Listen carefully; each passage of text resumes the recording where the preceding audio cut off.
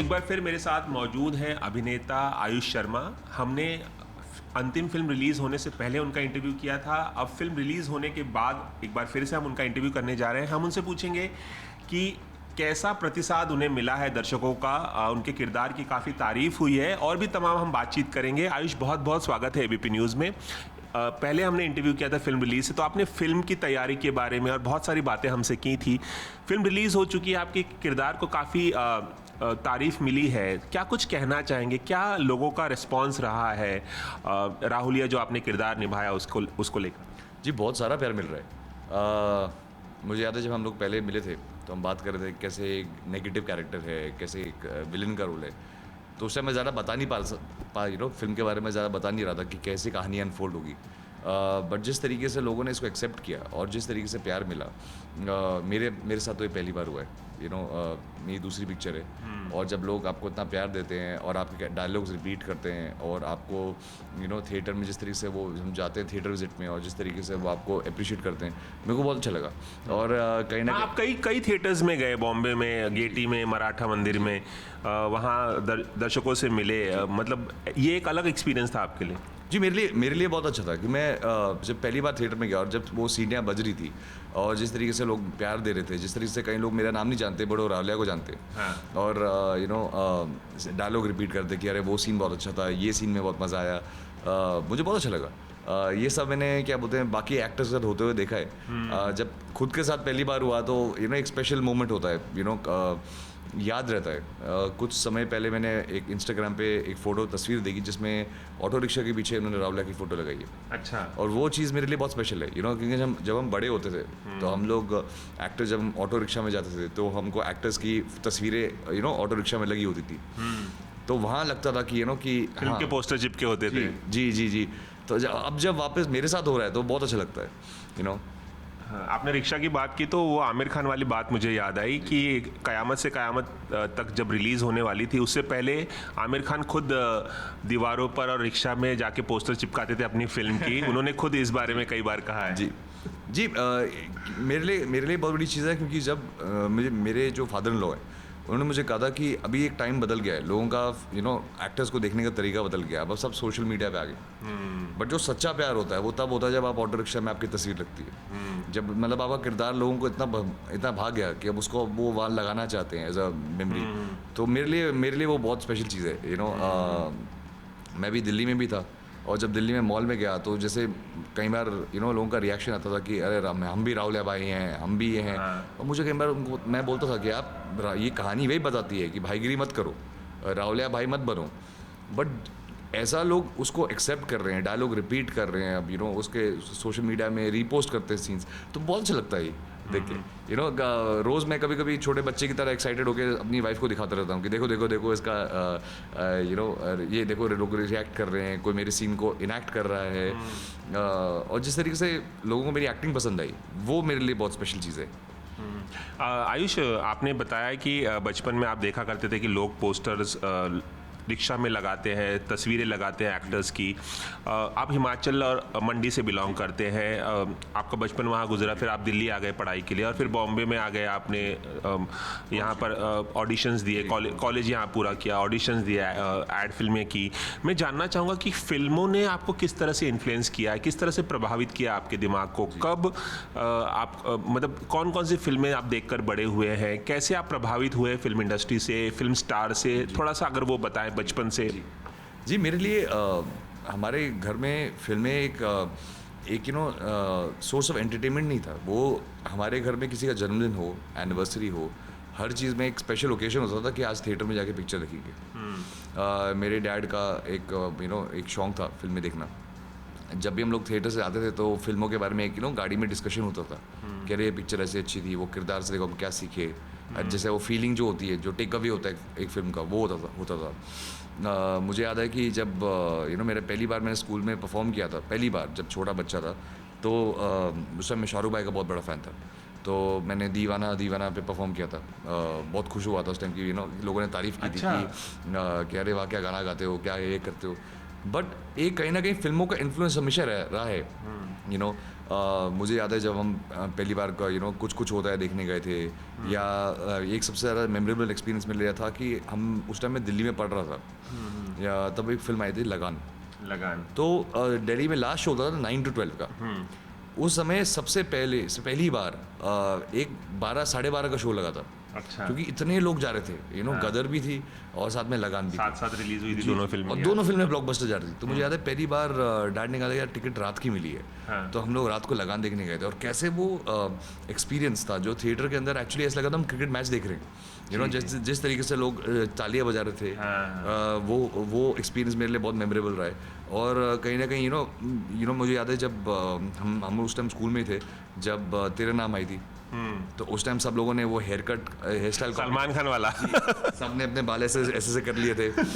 मुझे याद आपने भी किए थे सलमान की तरह? जी, हमारे स्कूल में नोटिफिकेशन लग गया था कि ये हेयर स्टाइल अलाउड नहीं है। अच्छा। क्योंकि सब लड़के अपने बालों को ऐसे करके ऐसे नीचे करके, हमारे की छोटे बाल थे, वो लुक नहीं आता था, बट छोटे छोटे बालों को हम लोग ऐसे कन्वर्ट करते थे। तो आई थिंक फिल्मों के साथ तो बहुत ज़्यादा एक शौक था। जब वैसे मैं बढ़ता गया तो कभी कभी होता था कि जैसे कभी ट्यूशन नहीं गए, ट्यूशन की जगह थिएटर में जाके पिक्चर देख ली। मैंने ज़्यादा इंग्लिश पिक्चरें बचपन में देखी नहीं। मुझे ज़्यादा इंग्लिश पिक्चरों का शौक था नहीं। तो मैं ज़्यादा अगर बॉलीवुड की पिक्चर देखता था। मेरे साथ एक बार एक किस्सा भी हुआ था कि हम स्कूल के टूर पे गए थे, तो मैं उस टाइम लेजेंड भगत सिंह देख के आया था। तो मैंने पूरी हिस्ट्री उसके क्वेश्चन पूछ लिए, इतना एक्साइटेड हो गए थे वो फिल्म देख के कि पूरा वो। सो आई थिंक फिल्म ने काफ़ी कौन सी वाली भगत सिंह देखी थी? एक तो अजय देवगन वाली आई थी और एक सनी देओल वाली आई थी, बॉबी देओल, अजय सर की जो लेजेंड भगत सिंह। तो वो देख के आए थे, तो हम पूरा उसमें फिर टीचर से रिसर्च करना कि क्या करना। तो आई थिंक फिल्मों में काफ़ी ज़्यादा इफेक्ट किया है ग्रोइंग अप टाइम पे। हाँ, ये मुझे नहीं लगा था कि मैं कभी एक्टिंग कर सकता हूँ। स्कूल में मैंने कभी थिएटर नहीं किया, कभी एक्टिंग सीखी नहीं। हमेशा एक इंट्रोवर्ट हूँ मैं तो काफ़ी शर्माता था सब चीज़ें करने। तो कब ये रियलाइज़ हुआ आयुष आपको कि आपको एक्टर बनना है? वो फीलिंग आपके मन में कब आई? आपने बताया कि बचपन से लेके कैसे फिल्मों ने आपको प्रभावित किया है, किस तरह से आप फिल्में देखने जाया करते थे, और एक्सपीरियंस सारे आपने बताए। कब ये जहन में आया कि हाँ मुझे भी एक्टिंग करनी है? वो जो मोमेंट था आपकी लाइफ का, वो डेफिनेटिव मोमेंट, वो कब क्या था? जी, मेरे लिए मैं इनको क्रेडिट देना चाहूँगा। हमारी जय हिंद कॉलेज है मुंबई में, वहाँ पे एक प्रोफेसर हैं मेरी मैम, उन्हें देना चाहता हूँ। क्योंकि उन्होंने पहली बार मुझे पूछा था कि तुम एक्टिंग क्यों नहीं करते? तो उस टाइम मेरा वज़न को 40 किलो का था, मैं बहुत पतला सा लड़का था। मैंने उनको देखा, मैंने कहा मैम मैं और एक्टर, मतलब अब मैं तो पतला सा लड़का हूँ, मेरे साथ कैसे हो एक्टिंग हो? कहते मुझे लगता है तुम एक्टिंग कर सकते हो। तो उस टाइम पहली बार वो जब एक शौक चढ़ा कि यार मैं बॉम्बे में पढ़ तो रहा हूँ, कहीं ना कहीं अगर मैं ऑडिशन करता हूँ क्या पता मेरा एक्टिंग में कुछ हो जाए। और उस टाइम मुझे टीवी एक्टर बनना था। मेरे को सबसे ज़्यादा इंटरेस्ट था कि टीवी एक्टर बनेंगे तो आप मेरे पेरेंट्स टीवी बहुत देखते हैं, 8:30-9 बजे का जो स्लॉट होता है जब वो घर पे सारा काम बंद करके टीवी देखते हैं। तो मैंने कहा अगर वो हो गया जिसमें टीवी एक्टर बनना था आपको, फिल्म स्टार नहीं बनना था? नहीं, मेरे को लगा था मैं कभी फिल्म स्टार बन पाऊंगा। अच्छा। ये मैंने कौन से साल की बात है जब आपको लगा टीवी स्टार बनना चाहिए? 2010 की बात है। अच्छा। 2010 में मुझे लगा था कि मैं टीवी एक्टर बनना चाहता हूँ, और उस टाइम मैं 19 साल का था। अच्छा। तो मुझे याद है कि मैं पहली बार शौक के तौर पे मैं क्या बोलते हैं एक एक्टिंग इंस्टीट्यूट चले गए थे, रोशन तनेजा इंस्टीट्यूट जी।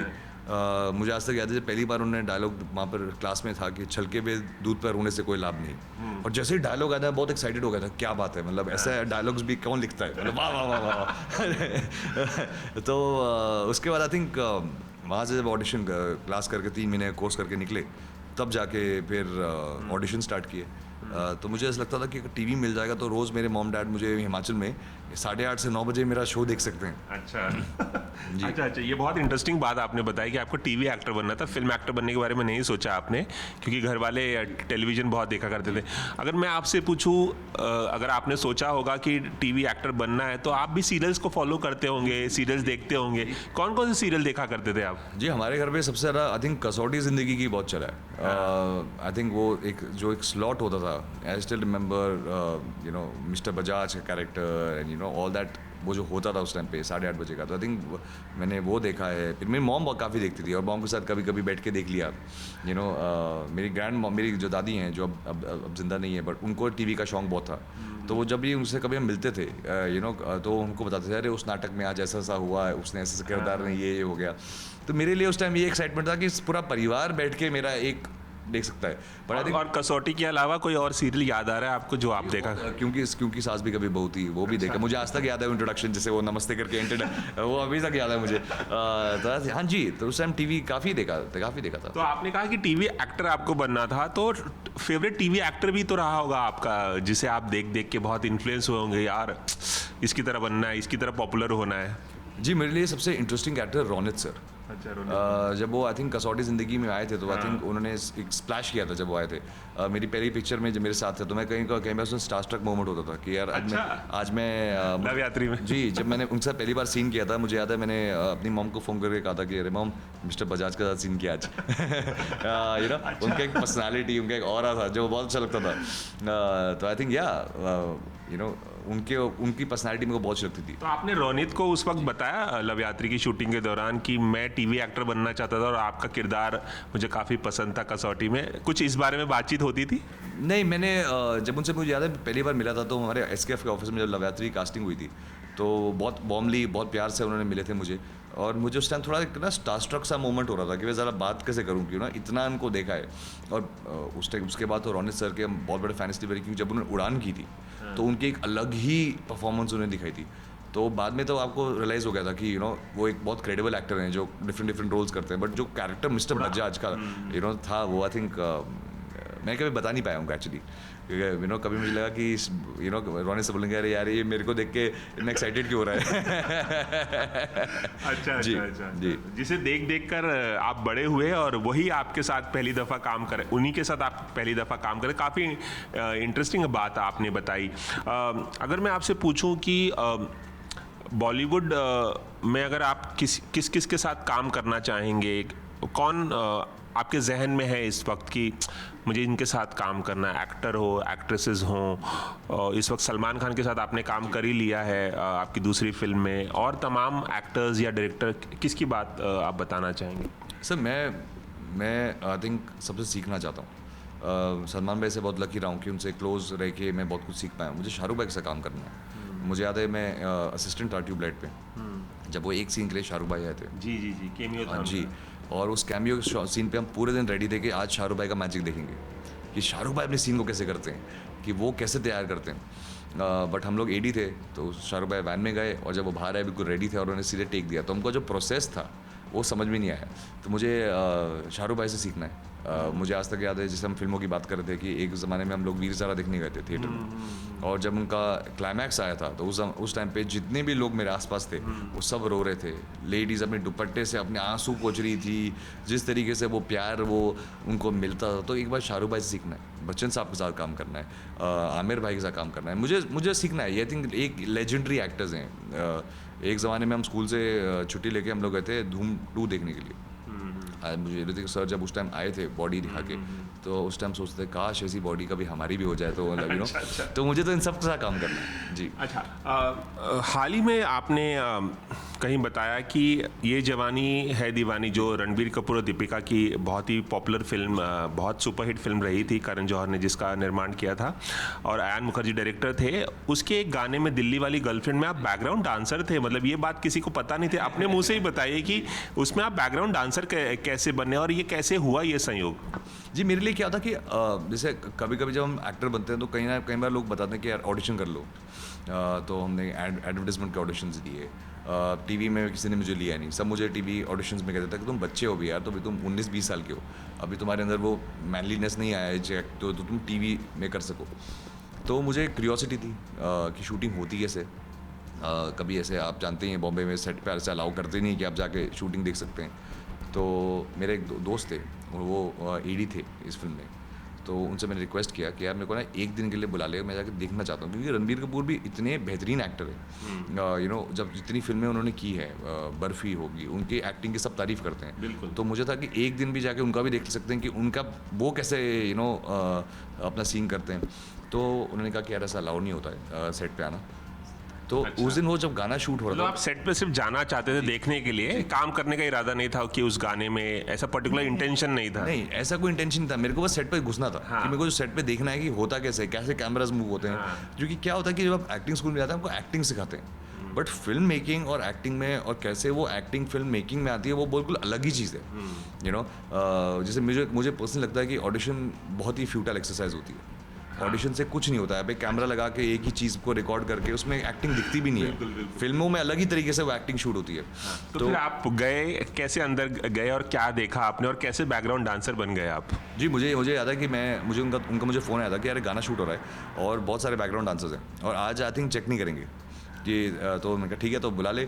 तो हम लोग महबूब स्टूडियो में, पहली बार जब महबूब स्टूडियो में आप एंटर करते हैं, यू नो, जब आप इंस्पायर एक्टर बनना चाहते हैं, महबूब स्टूडियो में जाना जहाँ पे सबसे बड़े एक्टर्स हो जाते हैं, बहुत अच्छा फीलिंग हुआ। मुझे याद है उस महबूब स्टूडियो की जो सीढ़ी है ऊपर जाके, तो वहाँ पर उन्होंने बैकग्राउंड आर्टिस्ट के कॉस्ट्यूम थे, वहाँ कॉस्ट्यूम चेंज किया।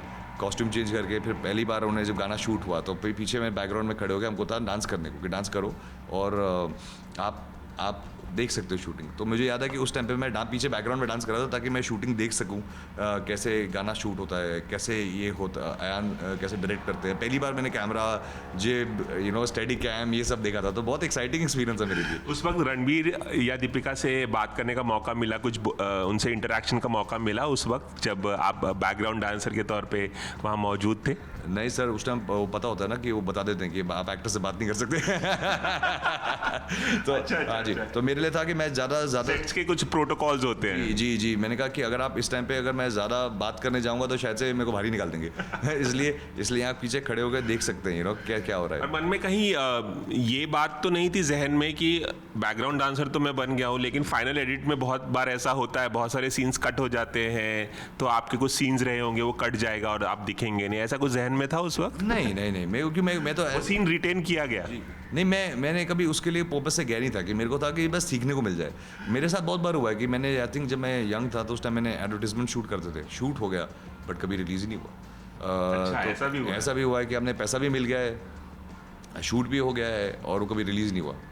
तो आई थिंक कभी ना कभी जब आप बॉम्बे में स्ट्रगल करते हैं आपको पता होता है ये सब चीज़ें हो जाएंगी, यू नो, कि कई बार वो रिलीज़ हो जाता है, कई बार वो, मुझे याद है उस ज़माने में ऐड करना भी बहुत बड़ी चीज़ थी। बिल्कुल। कि आपने कोको कोला की ऐड कर ली या आपने खेतान फैंड की ऐड में हो। तो उस टाइम मुझे याद है कई हमारे दोस्त होते थे जिनके 40 एड्स थे, तो हमारे ऐड वर्ल्ड के लेजेंड कहला जाते थे कि यार 40 एड्स किया, 40 एड्स में दिखे हैं ये लोग ना। तो कोई वियर्ड सा एक्सपीरियंस ऑडिशन के वक्त, कोई बहुत ही अजीब सा कुछ पूछा हो, अजीब सा कुछ करवाया हो कुछ एक्टिंग के दौरान ऑडिशन, कुछ ऐसा याद आ रहा है आपको? जी, मुझे याद है एक बार हुआ था कि मैं एक बड़े प्रोडक्शन हाउस के लिए ऑडिशन कर रहा था, आई थिंक उनका एक फिल्म के लिए। तो कास्टिंग डायरेक्टर ने मुझे रोल दिया था जिसमें मैं थोड़ा नेगेटिव कैरेक्टर का रोल था। तो मैं ऑडिशन कर रहा था, तो ऑडिशन के टाइम पे उन्होंने कहा था कि यार कमीनापन लाओ चेहरे पे, कमीनापन लाओ। और उस टाइम पे फिर मुझे याद है कि मैंने बच्चा था तो मैंने कमीनापन चेहरे पे थोड़ी ना होता है, कमीनापन तो इंसान हरकतों से होता है। तो मैंने कहा मैम वो तो चेहरा तो ऐसे ही है, अब उसमें चेहरे पे कैसे लाऊं? तो मुझे याद है उस टाइम बहुत नाराज हो गए थे कास्टिंग डायरेक्टर, उन्होंने धक्के मार के निकाल दिया था। अच्छा, धक्के मार के निकाल के निकला हुआ है। तुम कब की बात है ये? आई थिंक ये 2011 की बात है, आई थिंक उस जमाने की बात है यार। अच्छा, मतलब एक यादगार एक्सपीरियंस ये भी है, भले ही बहुत पॉजिटिव एक्सपीरियंस ना हो लेकिन एक्सपीरियंस तो है। नहीं, आई थिंक उसमें सीखते हैं ना। जब कई बार लोग बोलते हैं यार मैं बहुत स्ट्रगल कर रहा हूँ बॉम्बे में, मुझे लगता है अच्छा है, आपको समझ में आता है कि कैसे प्रोसेस वर्क होता है, यू नो, कैसे आप, मुझे याद है कई बार मैंने कास्टिंग डायरेक्टर्स को भी अप्लाई किया था एज एन असिस्टेंट। कि शायद से मैं, क्योंकि ऑडिशन समझ में आएगा, जितना आप ऑडिशन पे रहोगे तो आपको पता भी चलेगा यू नो कौन से ऑडिशंस हो रहे हैं। तो आई थिंक वो टाइम अलग था। अब तो इंस्टाग्राम पे लोग भेज देते हैं अपना पोर्टफोलियो, पहले तो पोर्टफोलियोज लेके जाते थे अपने साथ। बिल्कुल स्टूडियो भटकना पड़ता था और ऑफिस दर ऑफिस में जाके तमाम लोगों से मिलना पड़ता था। अब बहुत आसान हो गया है कि सब कुछ डिजिटल हो गया है, तो मेल कर दीजिए या डीएम कर दीजिए, ऐसा हो गया है। एबीपी न्यूज़ से खास बातचीत करने के लिए आयुष बहुत बहुत शुक्रिया। Thank you so much sir, thank you. Cameraman Aatish Kamli के साथ रवि जैन, एबीपी न्यूज़, मुंबई।